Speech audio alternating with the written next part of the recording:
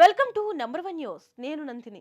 రోజుకు 12 గంటల పాటు విధులు నిర్వర్తిస్తూ మానసికంగా, శారీరకంగా తాము ఎంతో బాధపడుతున్నామని కాంట్రాక్ట్ నర్సింగ్ ఉద్యోగులు వాపోతున్నారు. రోజుకు 6 గంటల పాటు మాత్రమే ఉద్యోగులు విధులు నిర్వర్తించాలని సాక్షాత్తు ముఖ్యమంత్రి చంద్రబాబు చెప్పిన విధానానికి విరుద్ధంగా కాంట్రాక్ట్ నర్సింగ్ ఉద్యోగులతో వెట్టి చాకిరీ చేయించుకుంటున్నారని, నర్సింగ్ సిబ్బందిని పెంచితే తప్ప ఈ సమస్యకు పరిష్కారం లభించదని వారు ఆవేదన వ్యక్తం చేస్తున్నారు. నర్సింగ్ సిబ్బంది పని గంటలతో బాధపడుతున్న మాట నిజమేనని, సిబ్బంది పెంచి సమస్యను పరిష్కరించాల్సిన అవసరం ఎంతైనా ఉందని ప్రాథమిక ఆరోగ్య కేంద్రాలలో పనిచేస్తున్న వైద్యులు సైతం అంగీకరిస్తున్నారు. అయితే ఇది రాష్ట్ర స్థాయిలో ఉన్న సమస్య కాబట్టి ప్రభుత్వమే చర్యలు చేపట్టాలని వైద్యులు సైతం విజ్ఞప్తి చేస్తున్నారు. నేను అందుకే పదే పదే చెప్తున్నాను, కష్టపడక్కర్లేదు, స్మార్ట్గా పనిచేస్తే చాలు. ఒక సెల్ ఫోన్ ఉద్యోగస్తులు కూడా చెప్తున్నా, 6 గంటల పైన మీరు పని చేయొద్దని చెప్తున్నా. ఎప్పుడన్నా వరదలు వచ్చి విపత్తు వస్తే రండి, అప్పుడు పని చేయండి. మిగిలినప్పుడు మీ ఇంటికి వెళ్ళండి, కుటుంబ సభ్యులతో ఉండండి. దానివల్ల మీరు కూడా మళ్ళీ నిద్రలేసి వచ్చి బాగా పనిచేసే అవకాశం వస్తుంది. మీరు కూడా తక్కువ పని చేయండి, ఎఫెక్టివ్గా పనిచేయండి. ఇది సాధ్యం అని చెప్పి వారికి కూడా తెలియజేసుకుంటూ, ఇంతకుముందు అయితే ఒక పిహెచ్సి లెవెల్లో ల్యాబ్ టెస్టులు చేసేది ఒక అప్ టు 10 వరకే ఉండేదండి, బిలో 10 ఉండేది. కానీ ఇప్పుడు 63 టైప్ ఆఫ్ టెస్టులు మనం చేస్తున్నాము. 16 టైపులు, 63 రకాల పరీక్షలు మనం చేస్తున్నాము. సో ఒక్కళ్ళనే ఏంటంటే వర్క్లోడ్ కూడా బాగా బర్డెన్ అవుతుంది. సో అదొకటండి. నెక్స్ట్ మాకు ఇంతకుముందు మాకు 100% క్రాస్ సాలరీ ముందు ఉండేది. ఆ తర్వాత దాన్ని మన చంద్రబాబు నాయుడు గారి ప్రభుత్వంలో దాన్ని కన్సల్టేట్ పే చేసి బేసిక్ ప్లస్ అలవెన్సెస్ అని చెప్పేసి 100% కాస్ట్ సాలరీకి ఏ విధంగా తగ్గకుండా పెట్టారు. అయితే మొన్నటి ప్రభుత్వంలో ఏం చేశారంటే ఎంటీఎస్ అని ప్రతిపాదించి ఆ ఎంటీఎస్ని మాకు అలవెన్సెస్ లేకుండా, అంటే హెచ్ఆర్ఏ డిఏ ఏమి లేకుండా అయిపోయింది. దాని గురించి కూడా మేము అడిగామండి.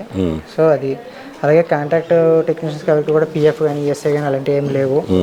సో వర్క్ బర్డెన్ ఉంటుంది, ఇటు స్టాఫ్లకి కూడా వర్క్ బర్డెన్ చాలా ఎక్కువగా ఉంటుంది మాకు కూడా. సో మాకు కూడా ఈఎస్ఐ అండ్ ఈపీఎఫ్ లాంటివి కూడా కల్పించడం ద్వారా మాకు ఉద్యోగ భద్రత కొంతవరకు కలుగుతుందండి. ప్రాథమిక ఆరోగ్య కేంద్రాలలో పనిచేస్తున్న వైద్యులు ఉదయం 9 గంటలకు వచ్చి సాయంత్రం 4 గంటలకు వెళ్లిపోతున్నారు. అక్కడి నుంచి కాంట్రాక్ట్ నర్సింగ్ ఉద్యోగులే రోగులకు దిక్కు. అత్యవసర కేసులు ఏమైనా వస్తే ఫోన్లో మాత్రం వైద్యులు నర్సింగ్ సిబ్బందికి సూచనలు చేస్తారు. దానిని కాల్ ఆన్ డ్యూటీ అంటారు. అంతే తప్ప తమ విధులు ముగిసిన తరువాత వైద్యులు తిరిగి ప్రాథమిక ఆరోగ్య కేంద్రాలకు వచ్చే పరిస్థితే లేదు. నర్సింగ్ ఉద్యోగులు మాత్రం తమ అనుభవాన్ని ఉపయోగించి రోగులకు సేవలు అందించాల్సి ఉంటుంది. ఇదంతా ఒక ఎత్తైతే రాత్రులు ఒక్క నర్సు మాత్రం విధుల్లో ఉంటారు. ప్రాథమిక ఆరోగ్య కేంద్రాలు ఎక్కువగా ఊరి చివర ఉంటాయి. సరైన సౌకర్యాలు కానీ, సెక్యూరిటీ సిబ్బంది కానీ ఉండరు. మహిళా నర్సింగ్ ఉద్యోగిని ఒక్కరే బిక్కుమంటూ కాలం గడపాలి.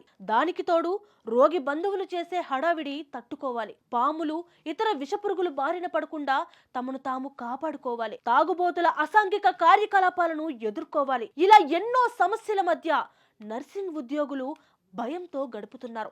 మరికొంతమంది తమ కుటుంబ సభ్యులను తోడు తీసుకొచ్చుకుంటున్నారు. మేడం నమస్తే, మీ పేరు? నా పేరు వాసంతి అండి. మీరు ఏంటి మేడం ఇక్కడ స్టాఫ్ నర్స్. ఓకే మేడం, ఎందుకు క్లోజ్ చేసుకున్నారు గేట్స్ మొత్తం కూడా? ఈరోజు యాక్చువల్లీ నైట్ వాచ్మెన్ ఆఫ్ అండి. సో ఎఫ్ఎన్ఓని మాకు తోడుగా వేస్తారు. మేమిద్దరం లేడీస్ అవ్వడం వల్ల ఇప్పుడు వరకు ఒక తాగుబోతు లాగా అనిపించాడు. ఒకవేళ గంజాయి పర్సన్ కూడా అయి ఉంటాడు.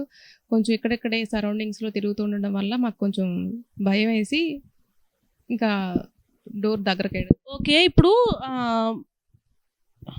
ఏంటది వాచ్మెన్ లేరు అని చెప్పన్నారు. అంటే మీకు ఒక సింగిల్ వాచ్మెనేనా? ఇంకా ఎక్స్ట్రా ఒకళ్ళు లీవ్ పెట్టుకుంటే ఇంకొకళ్ళు ఉండటే ఆప్షన్ ఏం లేదా మీకు? ఉండదండి, ఒక్కళ్ళేనండి. అతను ఏదన్నా అవసరం అయ్యి తను లీవ్ పెట్టుకుంటే తన ప్లేస్ లో ఆల్టర్నేట్ గా ఇంకొక వాచ్మెన్ ఉండాలి కదా? ఇంకొక వాచ్మెన్ ఎవరు ఉండరండి, జెంట్స్ ఎవరు ఉండరు. ఇంకా మార్నింగ్ లో ఉన్న ఎఫ్ఎన్ఓని నైట్ అడ్జస్ట్ చేస్తున్నారు. ఇద్దరు ఆడవాళ్ళు ఎటువంటి మినిమం సెక్యూరిటీ లేకుండా ఈ హైవే, మళ్ళీ ఇది నార్మల్ ఏరియా కూడా కాదు, హైవే మీరు చుట్టూ చూసినా కూడా మొత్తం పొలాలు, ఎంత చీకటిగా ఉందో. నేను ఇక్కడ ఎఫ్ఎన్ఓ అండి. మేడం మరి అసలు ఈ టైంలో ఇక్కడ డ్యూటీ చేయడం అనేది మీకేమీ భయంగా అనిపించట్లేదు? భయంగానే ఉంటుంది మ్యామ్. ఎవరో వచ్చారన్నారు కదా, ఎవరు? ఎవరు తెలియదు మ్యామ్. ఈవినింగ్ 7:30 నుంచి కూడా ఈ సరౌండింగ్స్లోనే తిరుగుతూ ఉన్నారు. మామూలుగా 2 to 8 వేరే స్టాఫ్ చేస్తారు. ఆ స్టాఫ్ చేసేటప్పుడు అప్పుడే నేను వచ్చాను, 7కే వచ్చాను.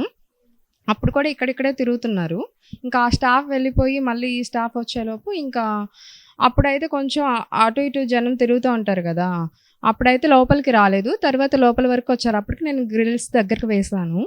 ఏంటని అడిగితే ఒకసారి కడుపు నొప్పి అన్నాడు, ఇంకోసారి వచ్చి తలనొప్పి అన్నాడు, ఒకసారి వచ్చి కాలు దెబ్బ తగిలింది ఏదో, ఒకసారి ఆ డోర్ తీసి చూడండి, ఆ డోర్ తీయండి, ఒకసారి నా కాలు చూడండి ఏదో అయిందన్నారు. కాలుకి చూస్తేమో విండోలో నుంచి చూసాము, కాలుకైతే ఏమీ గాయం ఏం లేదు, ఏం కాలేదు అతనికి. మరి మీరు ఎవరికి కంప్లైంట్ చేయలేదా? అలా ఇలా జరుగుతుంటే ఇది మామూలు విషయం కాదు కదా. ఈ ఒక్క రోజు కాదు మ్యామ్, నేను చాలాసార్లు ఇవి ఫేస్ చేసాము, చాలాసార్లు నైట్ టైంలో ఇట్లా కేసెస్ ఫేస్ చేసాం. ఇంకోటి ఏంటంటే మేము డోర్ తీస్తున్నాం అనుకోండి, ఆ పర్సన్ లోపలికి వస్తారు. లోపలికి వచ్చిన వ్యక్తిని మేము బయటికి పంపించడం చాలా కష్టం, అంతే కదా. నిజంగా బాగోలేని వ్యక్తి అయితే ఆ వ్యక్తి ఎలా ఉంటారు ఏంటనేది కొంచెం ఐడెంటిఫై చేయగలం మనం. మరి ఇలా జరుగుతుంది, మా ఇద్దరం ఆడపిల్లలు ఇలా ఉంటే అది మాకు ప్రాణాలకి చాలా హానికరమని మీ సుపీరియర్స్కి మీరేం కంప్లైంట్ ఇవ్వలేదా? తర్వాత ఏంటి next step, what is what అని చెప్పి మీరేం కంప్లైంట్ ఇవ్వలేదా? అంటే అన్ని చోట్ల ఒక్క మా పిహెచ్సిలోనే కాదు కదా మ్యామ్, అన్ని చోట్ల ఇలాగే జరుగుతుంది కదా. సో డ్యూటీ కావాలి, మాకు డ్యూటీ చేయాలి, మా జాబ్ మేము చేయాలి, ప్లస్ మేము కూడా కొంచెం డేర్గా ఉండి చేసుకోవాలి. ఆ కుటుంబ సభ్యులు పగలు ఏదో ఒక పని చేసుకుంటూ రాత్రులు తమ వారికి తోడుగా ఉంటూ అలసిపోతున్నారు. నైట్ డ్యూటీలో నర్సింగ్ ఉద్యోగులకు ఒకరిని సహాయకారిగా నియమించి ఆసుపత్రికి సెక్యూరిటీ గార్డ్ను నియమిస్తే ఈ సమస్య పరిష్కారమవుతుంది. ఈ మేరకు నర్సింగ్ ఉద్యోగులు నెంబర్ 1 మీడియా సంస్థల అధినేత మంచాల సాయి సుధాకర్ నాయుడు వద్ద తమ గోడు వెళ్లబోసుకున్నారు. ప్రభుత్వం తక్షణమే ఈ దిశగా చర్యలు చేపట్టాలని వారు కోరుతున్నారు. ఇటువంటి ప్రత్యేక కథనాల కోసం చూస్తూనే ఉండండి నెంబర్ 1 న్యూస్. సామాన్యుడి చేతిలో సామాజిక అస్త్రం.